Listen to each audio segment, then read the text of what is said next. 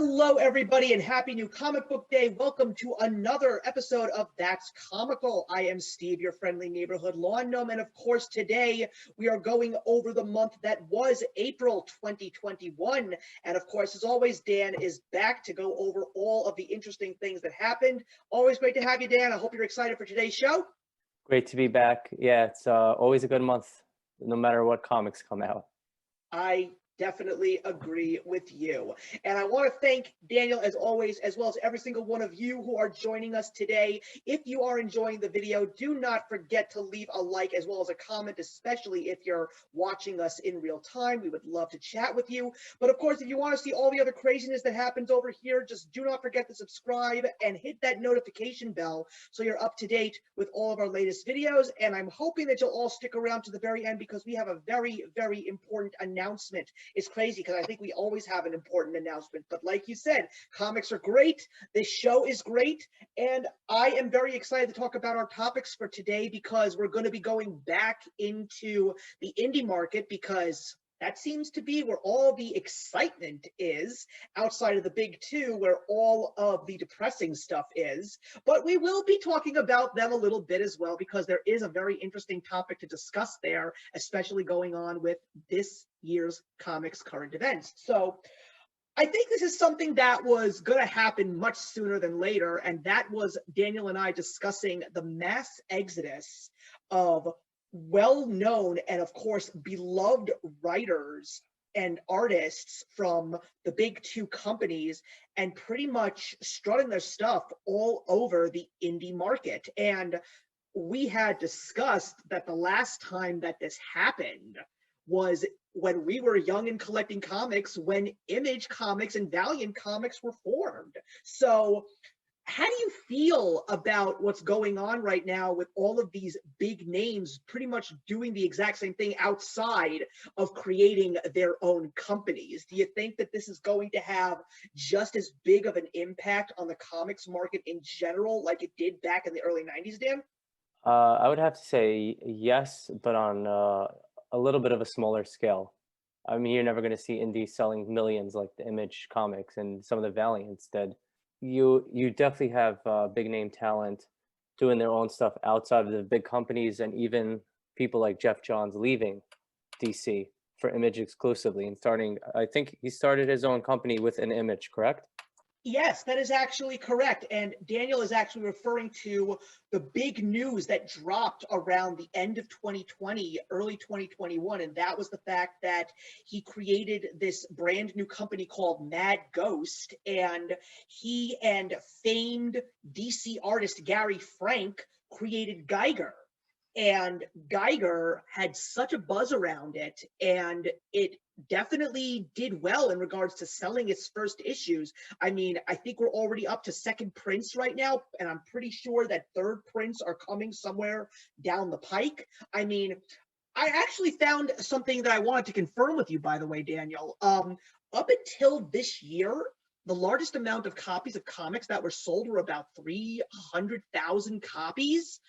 The pre-orders for Berserker #1 over at Boom Studios smashed that record. They literally doubled it. They sold over 600,000 issues of Berserker #1. That is fantastic for the comic book industry in general, but once again, a real big statement for the indie companies. Well, yeah, and it's an even bigger statement that you had a big name actor like Keanu Reeves picking Boom over Marvel and DC.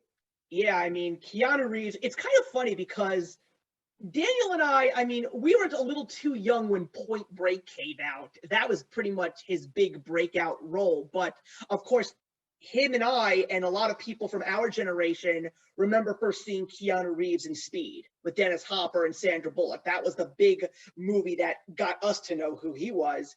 But then he does The Matrix a couple years later, and that just blows away science fiction and fantasy.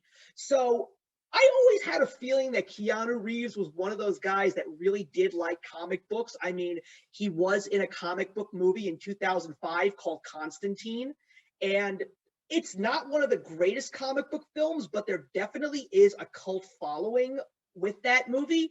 I personally liked the short-lived NBC TV show with Matt Ryan, who is now actually voicing Constantine for DC Animation, and he's also on Legends of Tomorrow, the CW show. So Constantine is definitely a big favorite, but the fact that he co-wrote a comic book is also paving the way for something else, and that is the fact that there's other actors that are actually trying to get into the comic book game. I don't know if you heard, but Emilia Clarke from Game of Thrones just announced that she's going to be writing a 3-part miniseries for Image Comics. I believe it's coming out in the end of May, possibly June.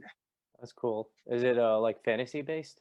It's definitely a sci-fi fantasy base. I don't remember the name of the title. I think it's called Mom, like M period O period M period. And I think that that's pretty cool because she also seems to be someone who is a big fan of science fiction and fantasy. She just joined one of the MCU TV shows, and there are rumors that with the whole controversy of Amber Heard, that Amber Heard has gotten thrown off of Aquaman 2 and Emilia Clarke is going to replace her. That would actually be something I would appreciate because I do love Emilia Clarke in Game of Thrones. I So don't think she's as big as Keanu Reeves, though. no, definitely not. I mean, look, he's come back in a big way with John Wick. Everybody loves John Wick. I still have yet to see those movies, if I'm being perfectly honest with you, but my dad has basically been begging me to see those movies, and I know John Wick 4 is already being written. I think they even greenlit John Wick 5. So I yeah, haven't seen him either, so don't feel bad. yeah, there's a couple of movie franchises that I have not seen that people think I really should see. Another one is the Fast and Furious series. I've never seen any of them, but either way, with big name artists and writers coming to the indie market and even actors co-writing comic books, that's a really big statement that's being made right now in the industry because I personally watch what's going on in the YouTube community. I listen to the comic book fans talking about the books, and there's so much disdain right now for the big two because they're basically saying that the stories from these iconic characters are just not as good. And when you hear about all the new indie books and you hear about all the names that are attached to them, like I just picked up Aftershock's Project Patron that's being written by Steve Orlando.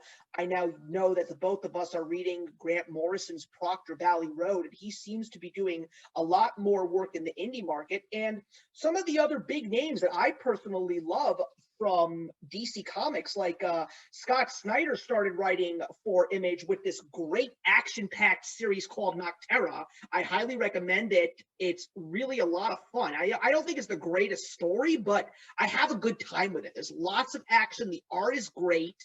And from Bad Idea Comics, I just started reading Robert Venditti's Tankers, which is so cool. Like, I'm a little upset over the fact that it's only going to be 3 issues and they're only coming out every other month. But, these names and some of the other big names, like even the one that you adore, Donny Cates, he's doing a lot more indie work right now. Well, part and parcel to everything you're saying is the streaming services are signing exclusive deals, first look deals with, I guess, mostly primarily indie companies because they're trying to compete with Disney Plus and I don't know what does DC still have their own network or they're on HBO Max now? They're doing HBO Max right now. I know you're referring to the DC Universe streaming platform. That platform is actually still very much alive and well, but that's where the digital comics space of DC is right now. They've moved all of their programs right now to HBO Max. You're absolutely right. So I think Netflix has a deal with Boom. They have a deal with Image. They have a deal with Ninja Turtles or Nickelodeon. I think they own Ninja Turtles. So they're trying to all compete against each other. But that leads to a very interesting question because one of the few things that a lot of people in the YouTube comics community are talking about is the fact that when you take a look at something like Marvel and DC, how they're basically focusing on what they're going to do with their comic books based on how the movies do. I don't know if that's necessarily a good thing for the indie market. I mean, I'm wondering if this rich storytelling and this hype over these really well done stories is going to start to falter because they're going to go in the exact same direction. I mean, look, you can even say the same thing about Todd McFarlane's about to happen Spawn universe. Is that going to take away from the big world that he's already built with just one title alone? I think they're going to have to do it right. All these companies are competing with Marvel, who so far has done a majority of their stuff the right way. I think you can agree on that. Yeah. Besides for the streaming, which you don't like, but Well, the streaming's just got to go into physical media. I mean, I would love to watch those shows, but it's kind of funny because I listen to a lot of people who have Disney Plus, and right now, unless they have children that are very much invested in watching Disney Plus, they're all saying, why am I buying a whole streaming service for just one series of shows? I still think that if Disney decides to put these shows on physical media, it can only help them, not harm them. Granted, they won't have people that would want to actually rent all of their media on streaming, but it's still profitable if you let people buy the actual copies of films and TV shows. I think that these indie companies might actually it might be a positive thing for them because of the fact that when you take a look at the big two companies, they're very much corporate mindsets. These indie companies really are creator based. I mean, Image still is very much creator based. I also have no idea if you know this, but did you know that 5 of the founding members are still pretty much there and in charge? no, I didn't know that. Yeah, and I'm actually incorrect. It's 4 of them, but yeah, it's Todd McFarlane. Jim Valentino is still there, still in the higher ups. Eric Larson, Mark Silvestri, they're all still there. And now they have Robert Kirkman. And look, Robert Kirkman is killing it right now. I mean, The Walking Dead, I just finished watching Invincible. That was such a great show. And they just greenlit that animated show for 2 more seasons. So that's where I would probably agree with you. I think that because the creators are going to have so much of an investment in these characters, they're going to have a lot more of a say. So they're going to tell these studios how to do it correctly, I hope. No matter what happens, any comic that goes to streaming or movie, it automatically affects the price of the issue. Yeah, I think that's funny because look, I love and hate the speculators all at the same time because, as a collector, it's great to get on board with all of those comics, past and present. And especially even when you take a look at comic books like Berserker and Geiger, like the hype was so real. Everyone was so excited to get their hands on these books when they came out.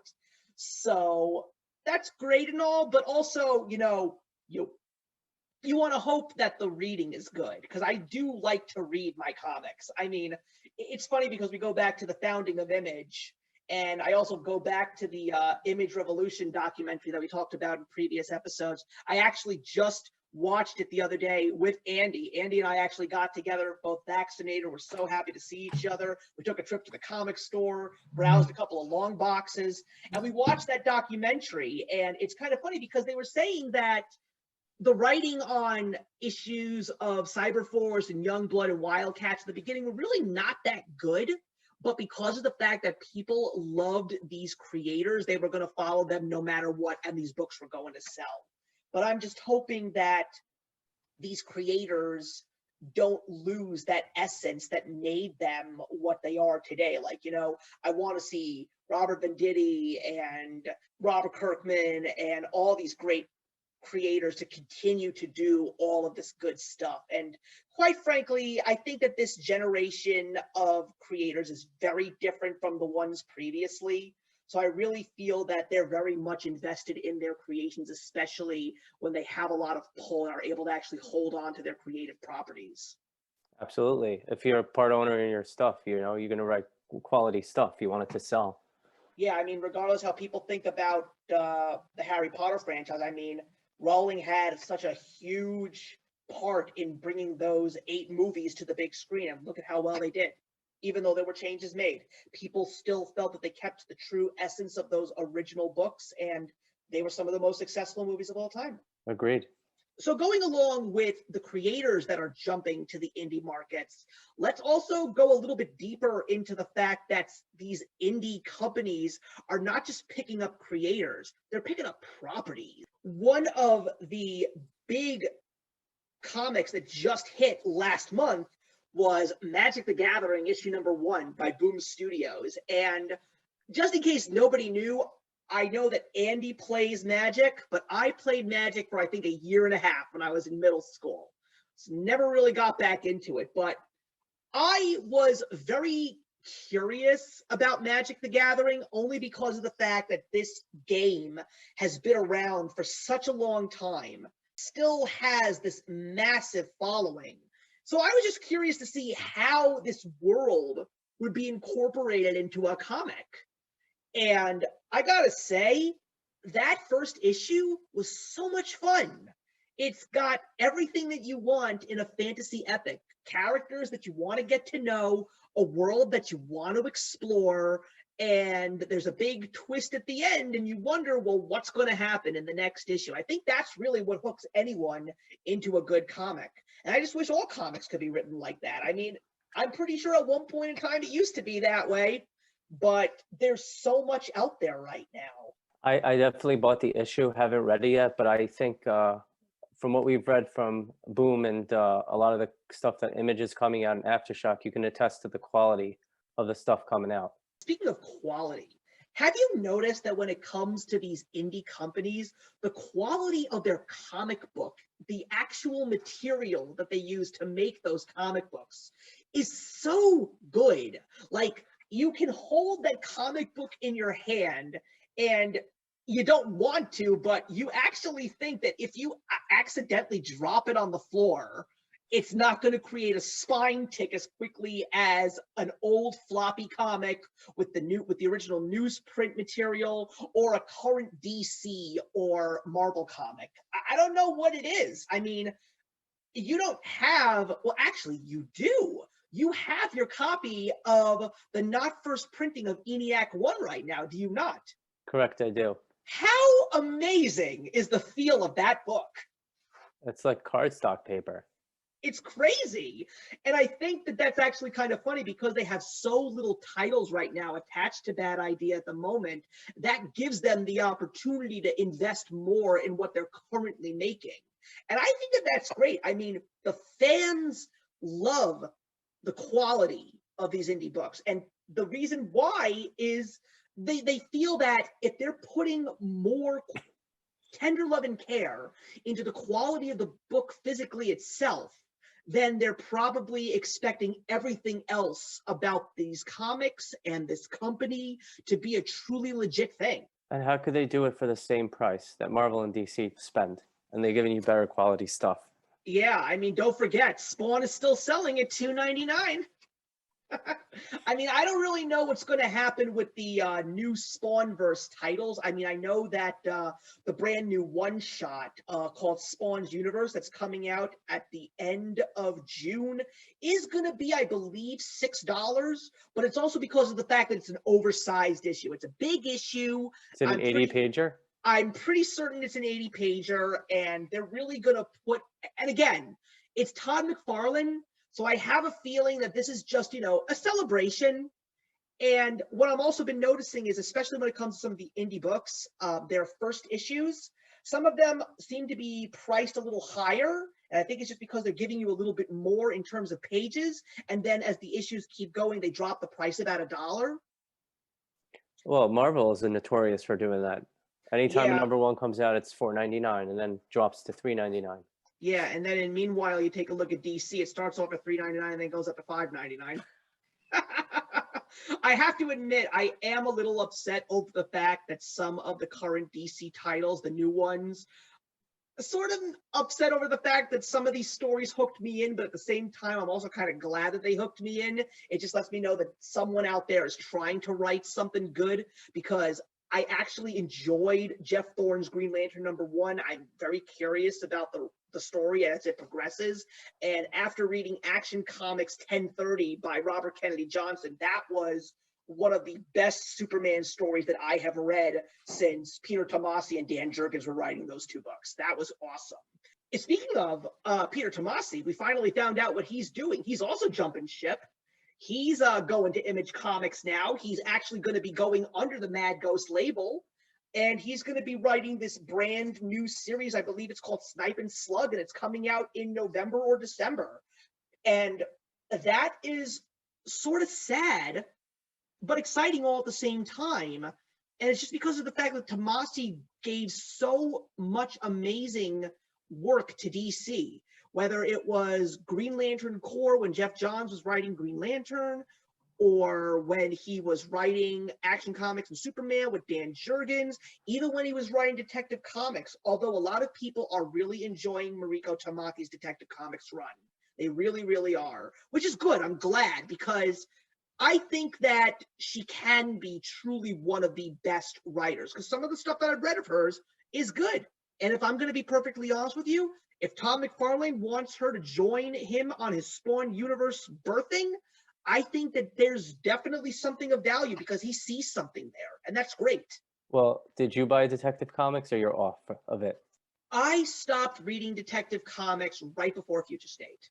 I just felt that the Batman run and the Detective Comics run, they just stopped at a good place. They're saying that Tynian's run is very good right now after Future State, but quite frankly, I think it's because of the fact that I really didn't care much for where Batman's story went in Future State.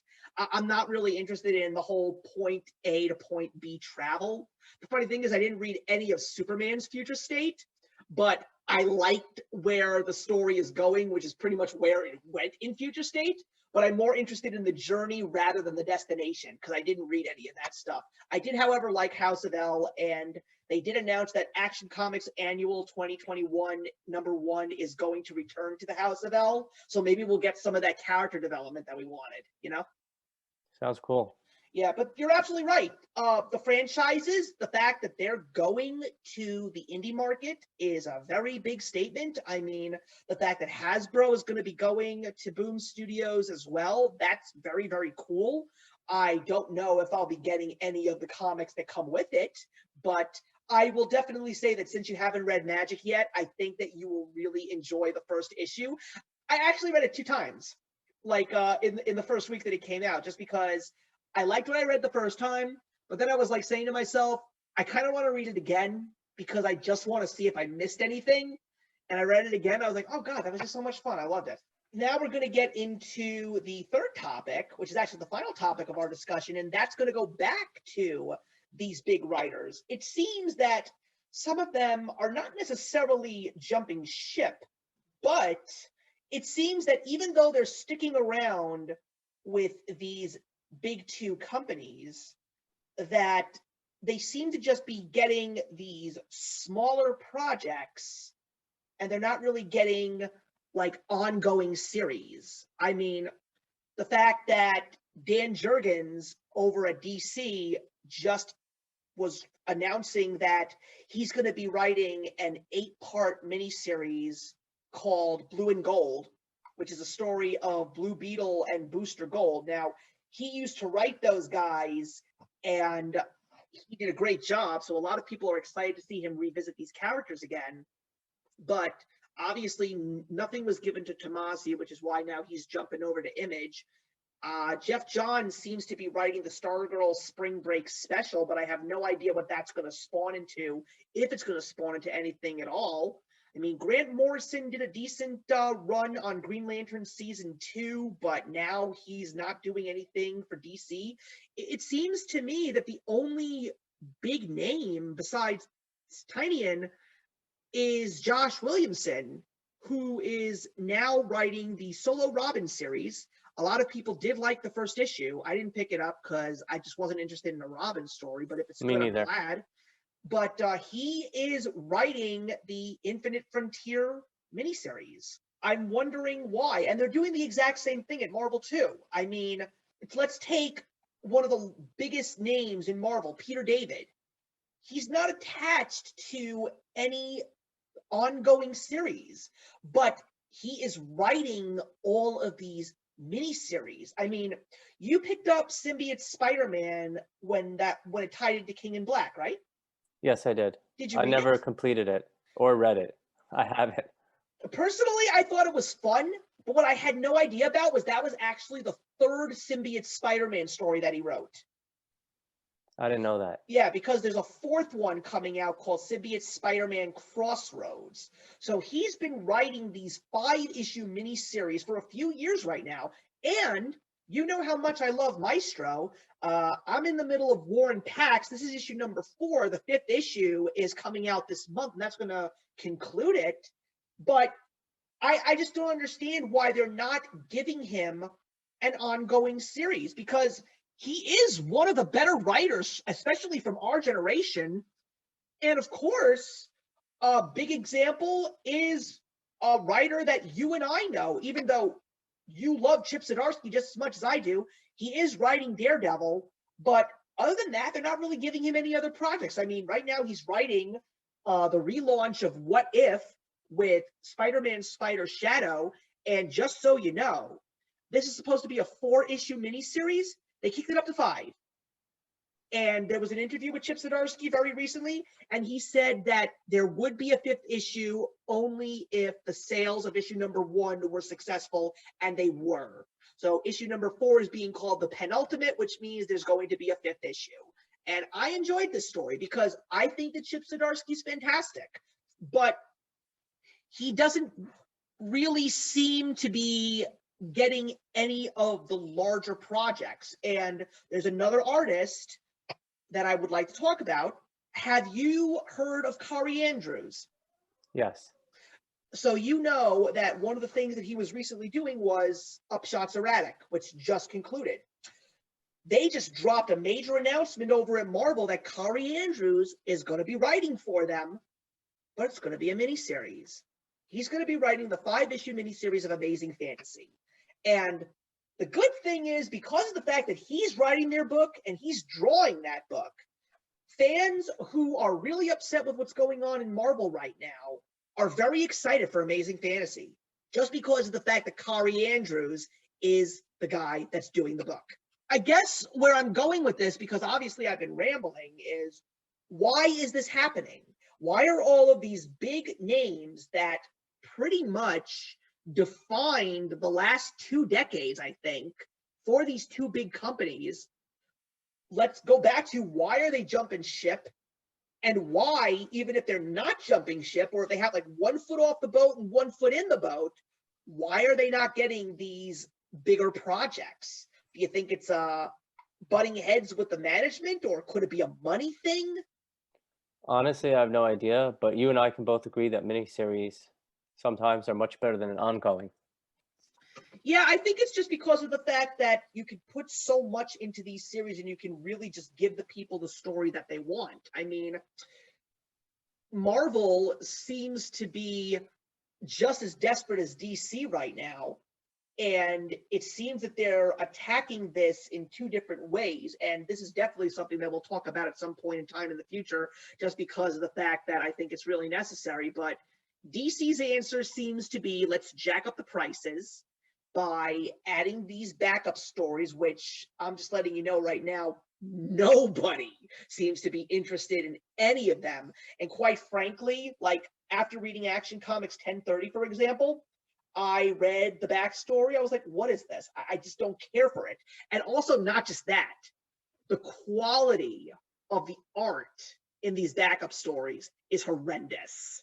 It's like you read a beautiful looking story like Action Comics 1030, and you see this beautiful artwork and a great story that really feels like a classic Superman story. And then you read this backup story. You see, this shows you how much I don't care about it. I don't even remember the name of it. The dialogue is terrible. The art just looks like an 8-year-old sketched it. Like, it's so demeaning to the comic book fans. I just don't understand why they're doing that. Now, when you take a look at Marvel, their approach is a little bit more extreme. And the perfect example is Spider-Man. and I was talking to Andy about this yesterday just for the hell of it. This summer, there are going to be 4 Spider-Man events. In a span of 3 months, there's going to be 4 of them. And the funny part is, they're recycled stories. Did you read any of The Last Remains? I think you did. Some singular issues, not the whole story. Right. So they're bringing in the Miles Morales line, they're bringing back the Clone Saga. It literally just started. And as far as I could tell from the YouTube community, nobody cared for it at all because the Clone Saga didn't work the last time. So why would it be successful this time around? But then there's going to be this chameleon conspiracy, which is basically going to be cranking us a Spider-Man story out every single week. And now they're announcing Sinister War, which looks so dumb because when I found out about it, it's basically one Sinister Six versus another Sinister Six. That reminds me of Jeff Johns' Rogue Wars in the Flash comics before he officially wrote Green Lanterns. This is in early 2000s. It's one of the greatest stories of the Flash run. They're doing that new Carnage thing. So that's 4 Spider-Man stories this summer, and apparently they just announced a 5th. And it's a recycled story. The Last Hunt, the classic Craven Spider-Man story. Now they're rehashing, and I think it's going to deal with Venom. I mean, I don't know what to say. Well, say something. I really am just carrying the whole show here. I need to know your thoughts on this. My thoughts are I'm not buying it. That's all you need to know. See, this is what I appreciate about you. You just say it bluntly. Get right to the point. Exactly. There has been so much shade, and rightfully so, being thrown at Jonathan Hickman right now because of the Hellfire Gala, which is starting very soon. And the funny thing is, even though I'm still going to be reading some of these X books, like we were talking about that Sword and Guardians of the Galaxy crossover, I think that that's going to be fun, especially because of the fact that it's Al Ewing, and Al Ewing is great. So I think that there will be some fun to be had there because it's not going to be something that's going to be a massive event, just a tie-in between these 2 issues. But I am really curious to see how it's going to work into the world of X. But I'll just say this. That's the main reason why I'm wearing my Fantastic Four Funko shirt today, because I've been reading Hickman's Fantastic Four run. And every time I read another issue, I hate what he's done with X-Men even more. Because I just say to myself, how do you fall from grace like that? He has written some of the best Fantastic Four stories that I have ever read. And unfortunately, I can't finish them right now because I have to get a couple of additional issues because I completely didn't realize that there were some gaps that needed to be filled. So they're not at my house just yet. They're coming in a couple of days. But I read the Council of Reed story, which was his first story. It was fantastic. And I read the titled story called 3, which was the death of Johnny Storm. That was brilliant. But you knew that going into it, so you kind of set yourself up for that. Right now, there are 3 big names that just seem to be at the top of their game of a couple of years back, and now all of a sudden they can't seem to get their cards straight. It's Jonathan Hickman, and it's Jason Aaron, and it was Brian Michael Bendis. Those guys, you know, you take a look at Brian Michael Bendis, he wrote Avengers Disassembled, he wrote House of M, and he wrote portions of Decimation. Great stories. Jason Aaron, even though I've only read War of the Realms and a couple of his newer Avengers issues, I know that everyone says you got to read Thor: God of Thunder. They say that that's brilliant stories. Oh, that was awesome. And like I said, I'm reading all of these great stories from Jonathan Hickman in Fantastic Four, and my attitude was to get my hands on them as quickly as possible before the movie starts going into production, because I'm pretty sure that if there are people who are excited for the Fantastic Four film, and they want to read the comics, where are they going to go? People are going to say, you read Jonathan Hickman, and even if you want to, read some of Mark Miller's, because some of Mark Miller's work, actually, Hickman took some of those stories and weaved them into his own. So I'm waiting for a couple of those from the Old Man Logan story that Mark Miller wrote. And Mark Miller's another name that I'm just not seeing much anymore. I think he's writing for Image. Yeah, I'm not exactly sure, but I mean, he wrote Civil War, and that's a fantastic story. I think he has an exclusive deal with Netflix too, Mark Miller. Wouldn't be from what I heard. Wouldn't be surprised, but yeah, I mean, you take a look at what happened when we were kids in the 90s and you saw these guys leave these big corporate entities and create their own thing, and now you've got very similar things taking place right now. There's just a couple more wheels or gears in this proverbial clock, if you will, that are causing these changes, and who knows what the results are going to be. I mean, I hope that they're good, but again, like, I want to bring up a question that I asked you a couple of weeks ago. Like, do you think with everything that has happened in the last few months since we had this discussion, are things looking a little bit more bleaker for these big two companies? With Boom, Berserker already, it's going to be a TV show. Something is Killing the Children. It's going to be a TV show. Department of Truth is going to be a movie. There you go. I'm sure Geiger eventually will be too. Yeah. So they're going to really compete with these the big two. Yeah. Those things are successful on TV. Yeah. I mean, I think they're going to be in trouble.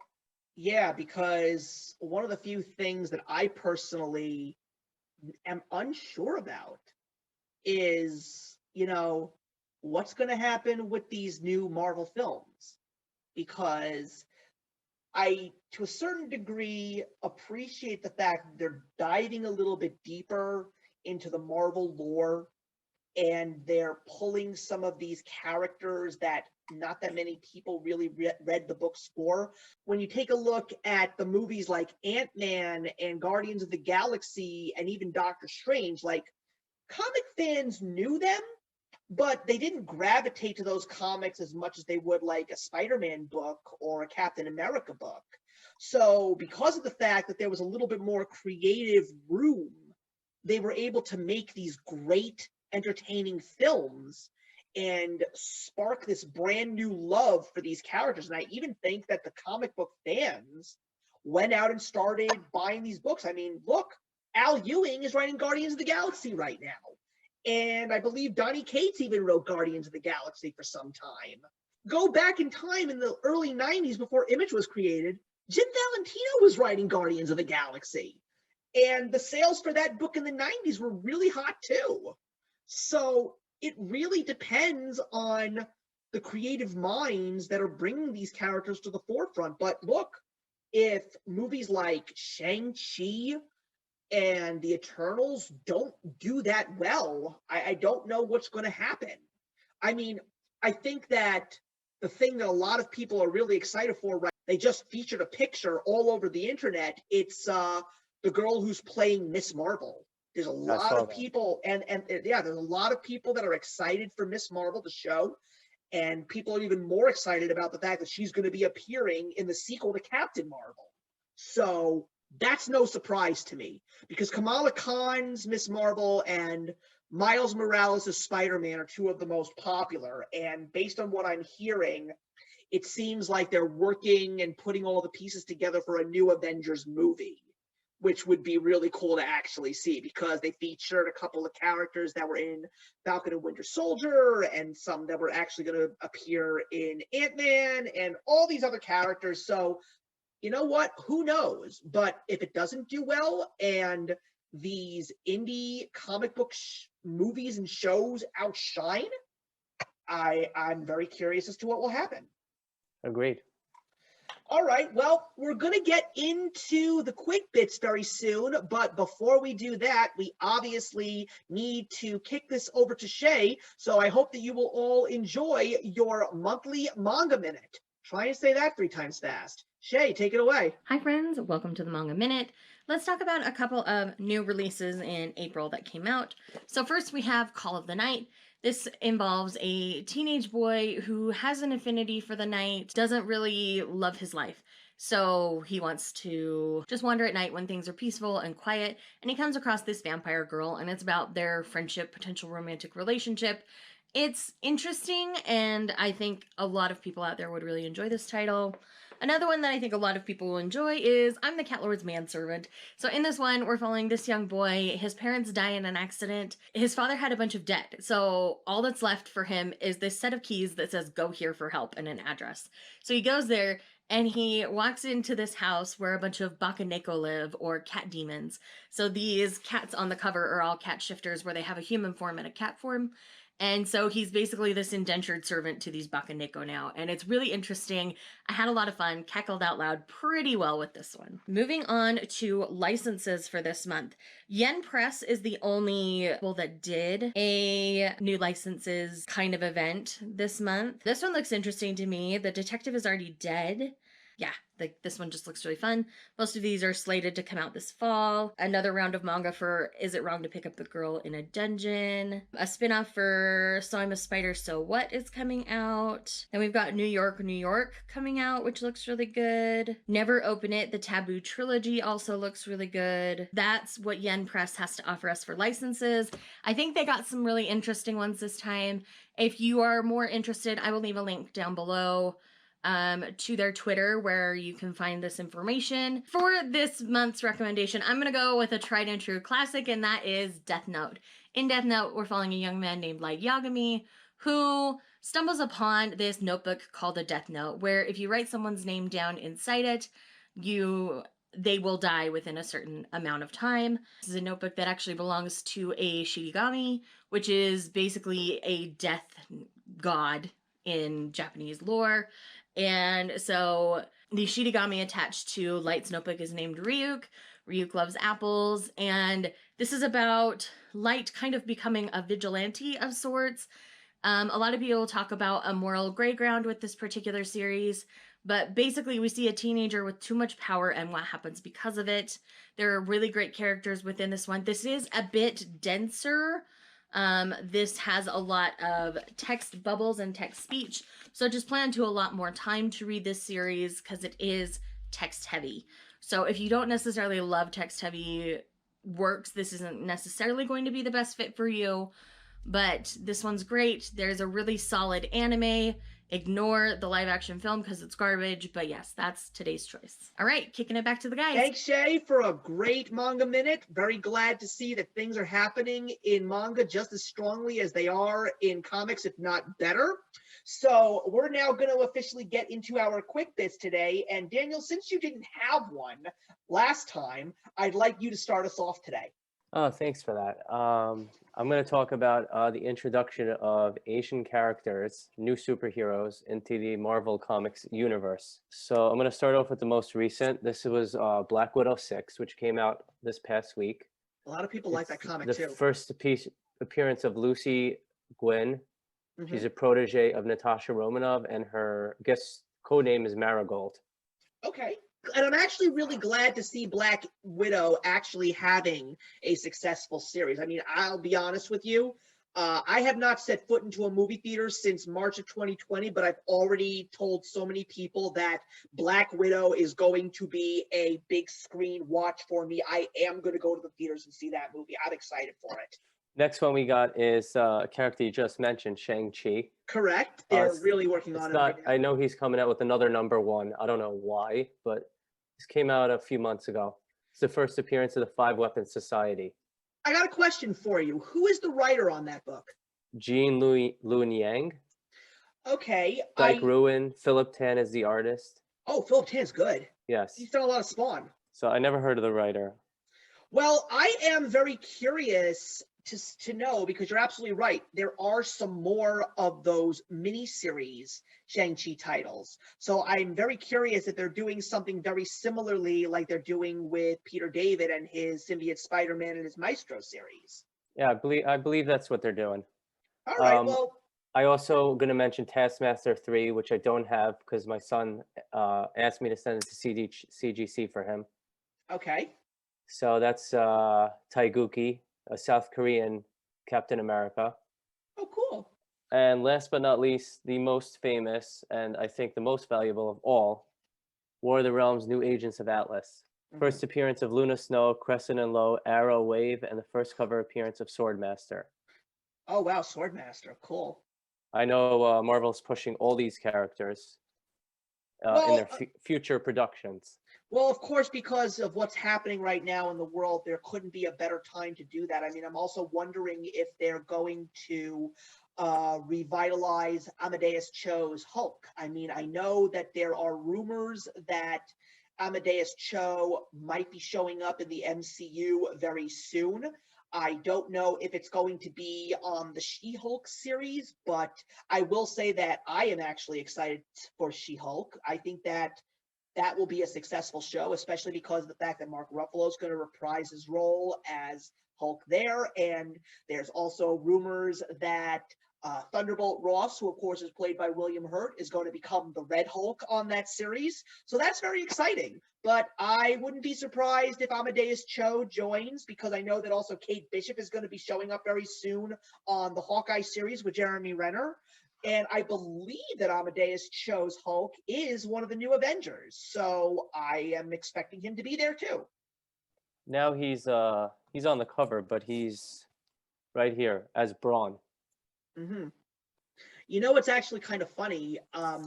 When they actually had an Amazing Fantasy series a couple of years back, I believe that those issues are now starting to climb up in price because of the fact that there are so many first appearances of some of the more modern characters, and I believe Amadeus Cho is one of them.